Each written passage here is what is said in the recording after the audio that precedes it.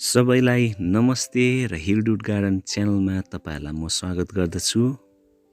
अहिले चाहिँ हामी जाडोको मौसममा छौं र हामी कतिले चाहिँ यो विन्टर सिजनल यो फुलहरुको बिरुवाहरु चाहिँ हामीले लगाइसकेका छौं र म आजको तपाईहरुलाई केही टिप्सहरु चाहिँ म के दिन चाहन्छु भन्दाखेरि चाहिँ यो लगाइसकेको यो बिरुवालाई चाहिँ हामीले कसरी हेरचाह गर्नुपर्ने यो भिडियो मार्फत चाहिँ तपाईहरुलाई केही टिप्सहरु म शेयर गर्नेछु। जब हामीले यो बिरुवालाई हामी लगाउँछौं तब हामीले सही हेरचाह गर्न एकदमै उचित छ। पहिलो चाहिँ हो माटो मिश्रण। यसमा तपाईहरुले 60% गार्डन सोइल अनि यसमा 40% चाहिँ गाईको पुरानो गोबर मल त्यो पचेको अनि यदि छैन भने चाहिँ कम्पोस्ट मल पनि हुन्छ अनि केही कम्ती मात्रामा निमखली पनि हाल्दाखेरि चाहिँ यसमा भित्र जति पनि किरा लाग्ने कुराहरुमा चाहिँ हामीले त्यसबाट चाहिँ बचाउन सक्छौं।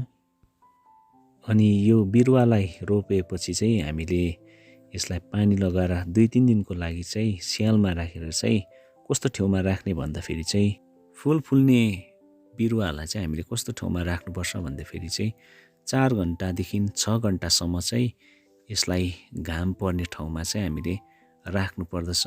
अनि कतिले चाहिँ यस्तो ठाउँमा राखेको हुन्छ जहाँनिर चाहिँ घामै आउँदैन अनि उहाँहरूले त्यो फूललाई चाहिँ है कहिले फुल्छ भनेर पर्खिरहेको हुन्छ। तर फूल फुल्ने बिरुवाहरूलाई चाहिँ 4 घण्टादेखि 6 घण्टासम्म चाहिँ हामीले यसलाई चाहिँ घाममा है राख्नु पायो भने चाहिँ यसको लागि चाहिँ एकदमै पर्याप्त हो।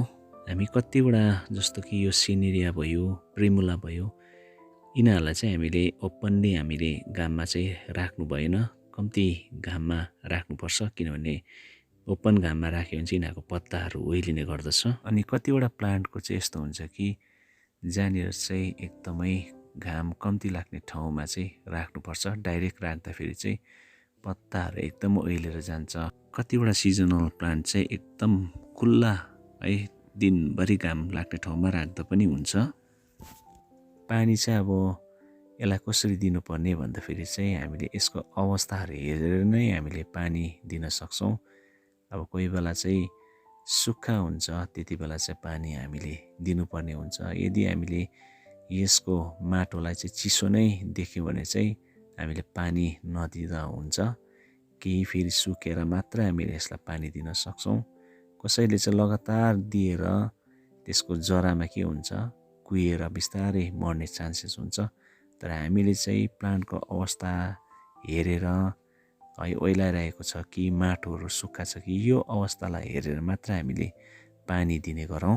अनि सिजनल फ्लावरको फर्टिलाइजर यसको खाना चाहिँ सबैभन्दा बेस्ट खाना चाहिँ के हो भन्दाखेरि चाहिँ पिनाको रस हो।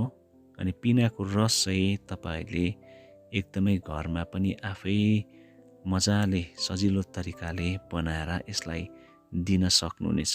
तपाईहरुले पिना ल्याउनु भएर अनि त्यसलाई सानो भाँडामा यसलाई भिजाएर पानीमा भिजाएर अनि 3-4 दिन राखेर अनि यसलाई चाहिँ के गर्नुपर्छ भन्दाखेरि चाहिँ यसलाई 10 लिटरे बाल्टीमा पुरा पानी हालेर कम्ती मात्रामा पातला गरेर बनाएर चाहिँ 15-15 दिनको ग्यापमा चाहिँ एक मग चाहिँ हामीले लगाइदिनु पर्छ। अनि यतिले मात्र एकदमै हाम्रो यो सिजनल प्लान्टहरु चाहिँ एकदमै हेल्दी भएर आउनेछ अनि फूलहरु पनि राम्रोसँग फुल्नेछ। अनि हामीले सुकेको फूलहरुलाई चाहिँ हामीले चुट्टाउँदै जानेछौं जसलाई चाहिँ डेडेडिङ भन्छ। अनि यो मरेको फूलहरुलाई चाहिँ जब हामीले निकाल्छौं नयाँ कोपिलाहरू निस्केर फेरि पनि फुल्दै जान्छ। हुन्छ आजको लागि चाहिँ मेरो यो भिडियो यतिमा म राख्ने छु। अनि मैले जानेको र अनुभव गरेको मैले कुराहरु चाहिँ मैले तपाईको माझमा मैले अगाडि नै मैले राखिसकेको छु र यसरी नै तपाईहरुको सिजनल प्लान्टलाई पनि तपाईले हेरचाह गर्दै जानुहोस् र तपाईहरुको पनि एकदमै रिजल्ट राम्रो हुने नै छ। हुन्छ आजको भिडियो चाहिँ म यतिमै राख्ने छु। यस्तै असल गार्डनिङ टिप्सहरु म तपाईहरुको माझमा म लिएर आउने नै छु। तबसम्मको लागि बिदा दिनुहोस्। सबैलाई नमस्ते अनि बाइ बाइ।